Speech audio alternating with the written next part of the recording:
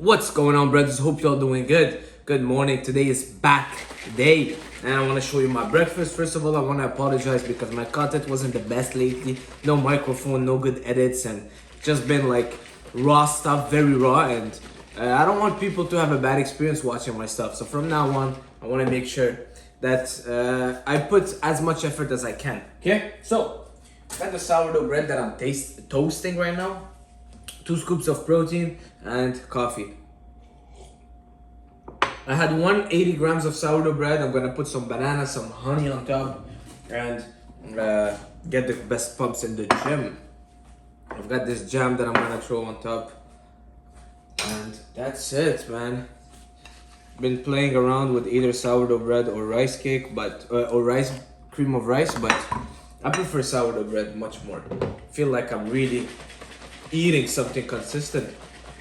And I got a quality of sourdough bread. This one, if you guys are in Canada or Montreal, it's called Ace Bakery. This is the best sourdough bread I've had so far.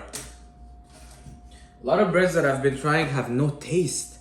You know, if they're white bread, they have no taste. But this one is a white sourdough bread and still tastes good. Tastes awesome. And why I go with white bread? Because it's easier to digest. I love the taste of whole wheat or whole grains breads, but it just sits for a long time. And if you wanna train, it's not ideal. This is high glycemic index. You eat it, boom, ready to go. Banana, honey.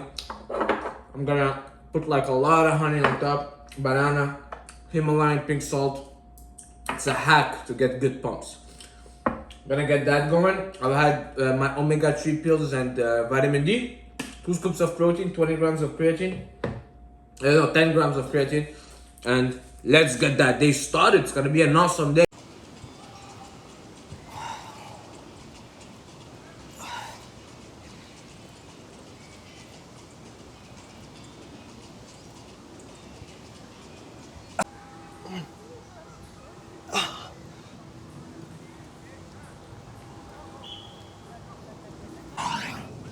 During the lockdown, all I was doing was push-ups, pull-ups, and lunges. I used to come here and do that. As much as I can, push-ups, pull-ups, superset in a circuit. I would stay for 2 hours and then boom, lunges. Just like this.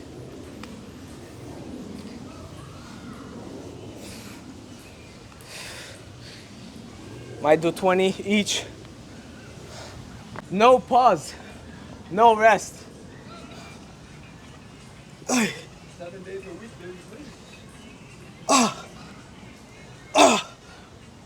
baby. And then a little flex. Yeah. Bam.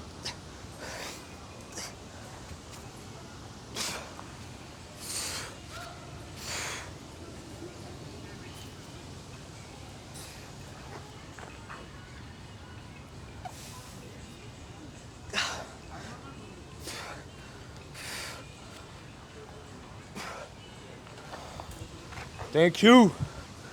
Brothers, I'm right here with my brother Phil, and we are driving. We are going far. Oh yeah. There's the police right here. But they can't stop us. They can't do shit to us. Right, brother? Okay. So, we're going to film some... we're gonna film outdoor stuff. Outdoor kind of workout. Just take some nice pictures while the sun is here. It's 6 p.m. right now, and oh yeah, look at those biceps looking good, my brother. Let me show you guys the water. It's good to get outside of the city, and that's pretty much it, man. Just enjoying this little evening with my brother Phil. And we were talking before about the importance of keeping a waist tight year long. Yep. Right? Yep. You don't wanna, by the way, it's the next exit on the right. By the way, you don't wanna look like you have love handles, you know? Nope. You don't wanna have love handles. You're a bodybuilder, you've been training for years. Well, when you take off your shirt, you can't say, yeah, I'm bulking, that's why I have man boobs coming out of me, or handles, love handles. I'm not saying you gotta stay lean, super lean year round, but at least have a tight waist that we can look at your body and you're not looking worse than the average person. A lot of bodybuilders or people that lift look worse than the average person when they're on a bulk. So they look good for a week at 100%, and then the rest of the year they look at 5% of their potential. I'd rather look 95% all year long, but at least maintain it consistent, right? Yeah. When you have your waist coming out, like, I don't know, man. It feels like you can't even take pics correctly. Yeah. No, you want to definitely want to stay sharper. Okay. So Sharp. with Yeah. what I know now, I'm doing a lot of things differently, you know. Yeah. Once the love handles start coming out, man, like you lost it by a big long shot. That's true. That's true.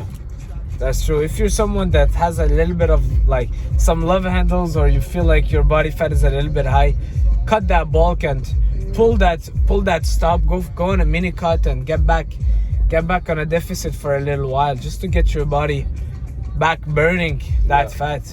You know, keep that waist tight. So you're trying to be aesthetic. If you're trying to be like a strongman competitor, that type of look, that's different. It's a different look. Yeah, that's true. But if you want to take really nice photos like we're about to take today, next to the water and just like the more shirtless content, it's a no-brainer, you know. That's true. But also, not a lot of fitness influencers, they will get in shape for a week and then take some pics and use those pics all year long and pretend that they are shredded all year long, which is BS. You know, that's not the right way of doing it. And me, I show you the reality, all my shape, every single, like, the pic that I post is because that's me now. You know, whether I'm a bit fatter or I'm a bit leaner, because that's the reality. You shouldn't be shredded all year long if you're natural, because then your body fat percentage is too low. It's gonna impact your hormones. No. But also you can't be too high on the body fat, because then also it's gonna impact your testosterone level. If your body fat is too high, your testosterone turns into estrogen, which is basically the female hormone. So you're becoming a woman if your body fat is too high. So you want to be careful of that. Don't get it above 20. Yeah, thank you. So that's pretty much it, man.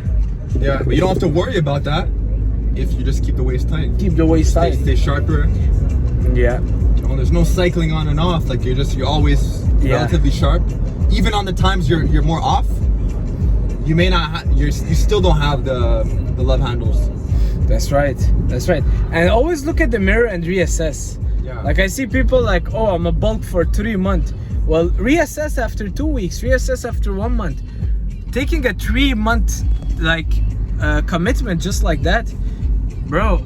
Maybe in 1 month you'll start like developing some bad things happening. You see things that are not good. You gotta pull back a little bit, you know. And you have to always reassess. Always reassess, not only every week, but for some people for every day. And this is why I believe coaching, when it comes to like professional bodybuilding, you see a lot of people, they don't use coaches anymore because they're realizing that they can coach themselves so much better than when you're like, let's say you're about to go on a stage and you're competing and your coach gives you a plan that is already made for 12 weeks. You're like, what the heck? How can he know that in 2 weeks I'll need that? Like maybe in 2 days I'll feel like I'm a bit more flat, I'll need more carbs. But only you know. So you're your best coach, man. And up until the time that you decide to take matter into your own hand and trust yourself and kind of coach yourself, if you're someone that is advanced, I believe there's a lot of benefits to it. I would argue if you go with a coach, you really have to make sure that like, we're not talking about friendships, but like they're really on the same page as you, and you could really be open with them, and they really understand your situation. The questionnaires are very in depth. Yeah. And the relationship is really there, you know. Yeah. Not necessarily on a friendship level, but more so because sometimes when the coaches become too much for your friends, they start trying to be nice to you and they message you up. That's true. So there's that nice sweet spot where like they're assertive, they're telling you what to do, but they understand your situation and they. Yeah. That is true, man. Sometimes I have clients where I'm kind of their friend, and I'm like, I'm always like, when they mess up their diet, I'm like, yeah, it's okay. You have a lot on your plate. You know what I mean? Yeah. So, they still have to be hard on you, but they have to understand your situation too, you know? Yeah. That is true. That's what makes a good coach, you know? It's not just my way or the highway. Yeah. You got to follow protocols, but you have to understand that, like, if you're not digesting the food well, like you're right. Having all types of issues left and right, like they have to understand that too. They pay you more for accountability, so if you don't bring the accountability, some of them will be like, well, what am I paying you for? So yeah, I guess that's my issue a bit, is that I've dealt with coaches in the past where they're, or even when I was like young and I was in my gym and the coaches were like very militant, and I would see people, because of that, people would hate the sport, you know what I mean? Like people used to end up hating, let's say when I used to play soccer, football, our coach that we had, I used to like him, but he was very militant and he made a lot of people hate the sport, you know?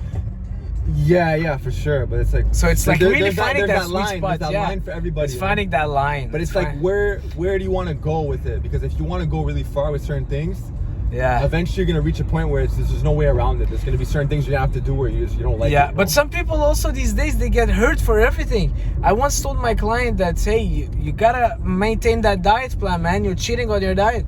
And he's like, well, this is too hard. You're not being open-minded about my situation. Kind of like making me, guilt-tripping me that I'm too militant with him. And I'm like, all right, well, you know what? Just do whatever then. Why are you paying me, you know? So I think it's also, there's something to be said about people being coachable. If you're paying a coach, you gotta also open up your mind and your heart. You gotta be open-minded, and that's the whole point. I mean, it's a challenge because it's not gonna be easy. Like if you don't want to have a coach who's too nice, and then 12 weeks pass by, you have no results either. You know? Yeah, that is true. I'd rather have a coach who's more of an asshole, but at least you get results. At least you could leave with some type of results. Like 12 weeks later, you're like, wow, I look great, and then you could keep going. Yeah, I'll tell you my experience. One time I had a coach for bodybuilding, and he saw me eating blueberries on my story on Instagram, and then he calls me and he says, hey, you don't have blueberries in your plan. And I was like making it to make I would put frozen blueberries in my cream of rice to cool it down, and like I was a little bit stressed, you know, like it really increased my stress because it felt like I was gonna like fight with him. It's like, what is this other man now telling me that I can't even have 2-3 blueberries? And he's doing his job as a coach. But me, I didn't react well to it because I was starting getting super stressed. I'm like, man, I know 2-3 blueberries are not gonna do much. For him, he thinks it will. And then it just increased my stress and it put me in a bad mood. So it's really, it's being on the same page with a coach and like really setting the foundation straight before. Yeah. There's some coaches that they really look at your results, but they also look at their reputation. Yeah. So they're like, okay, well, I don't want this person to ruin my reputation, make me look bad too. You know? Yeah. So there's a lot of, not politics, but like there's a lot of stuff behind the scenes because you're representing that coach. Yeah, that is true. That's another aspect of it. But a lot of coaches will just post the people that succeed in their coaching. Obviously, it's marketing, so. Yeah, a lot of it's a business too. It's a business. So everything is a business. Everything is a business. Anyways, we're gonna go. We're there in like 5 minutes. We're there in 5 minutes. I just had some rice cakes. I put some banana, honey, salt to get a good pump. That's like the best tip for a pump. And then I'm gonna go.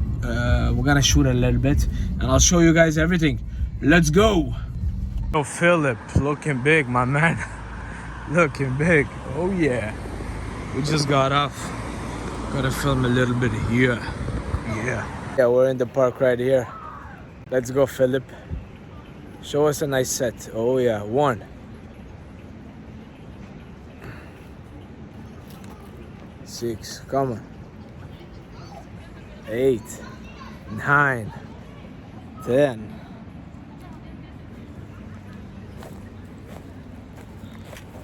Yeah, easy. Yeah, do the one arm. The one arm pull up? One arm pull up. Just one arm? No, you didn't want, like you had, so, yeah. So what, put your one arm and then go to the side. It was the side. Okay, no. That's like your signature pull up. Let's go. Yeah.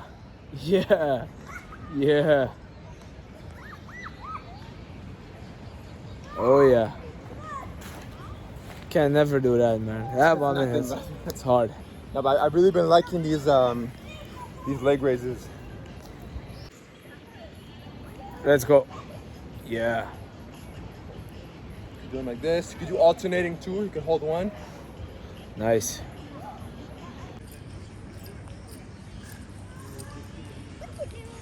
Insane, bro.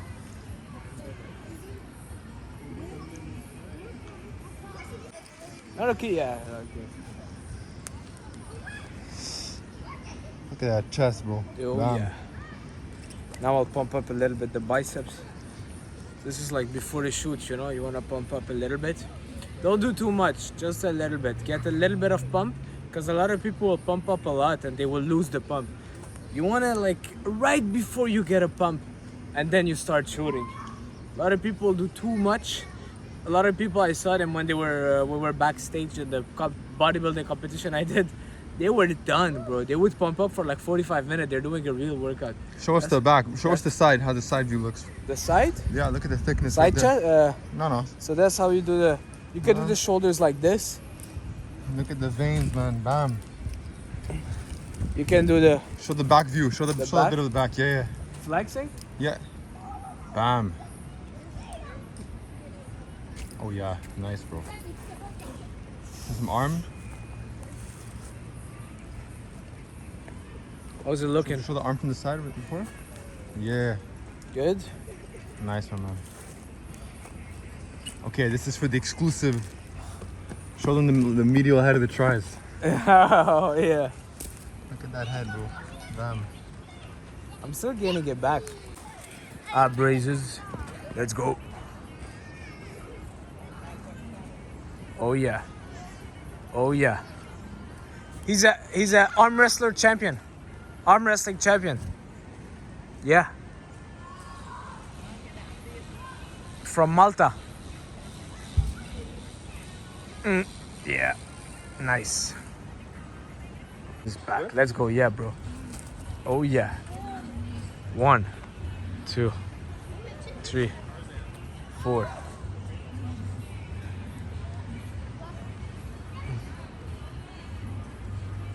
Let's go, Philippe. Bam. Oh yeah.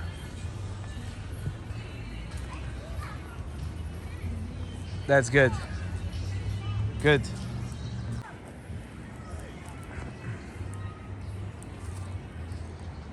Good.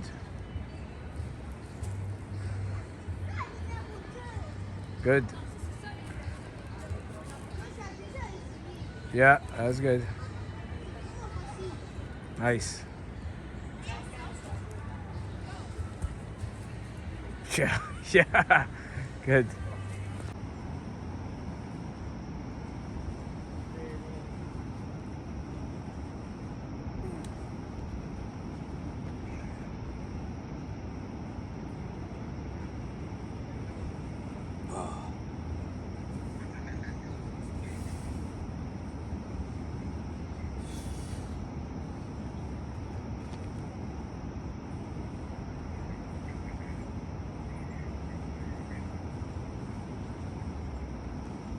Let's say we're shooting a little bit here.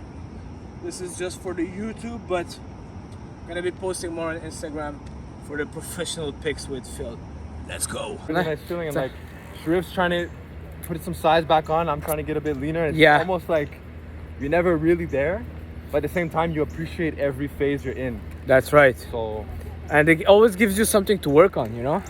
100%. Always give you something to work on and to look forward to. Like now me, I'm like, I can't wait to like have crazy pumps. That's what I want. I feel like I'm getting too skinny.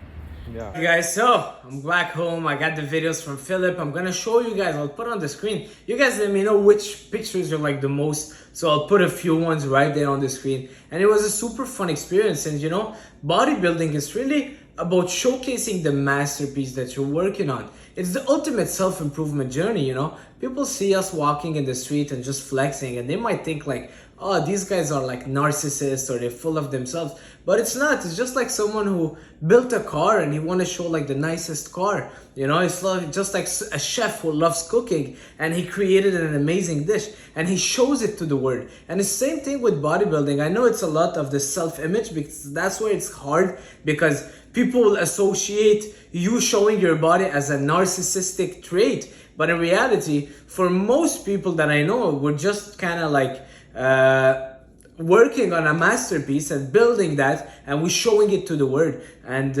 there's no, you can't never really say like, oh, this is not good, because there's always improvement to do. But it's we gotta dissociate the fact that people just show their body as just being full of themselves, rather than, hey, I've been training for all that amount of time, dieting, so I can showcase this masterpiece and show it to the world. And it's there's pride into it. Okay, so that's pretty much it. I just wanted to say that, because sometimes I see people's look and they look at me as if like I'm this narcissistic guy that is posing in front of everybody to take pictures. But I see it way deeper than that. You know, for me, it's really like inspiring other people, making content with it, and showing people that it's possible to achieve that physique and inspire people to be healthy and fit. That's really like my first intention. It's not that, oh, look at me, look what I did, but it's more of like showcasing the hard work that I've been putting all those years in the gym,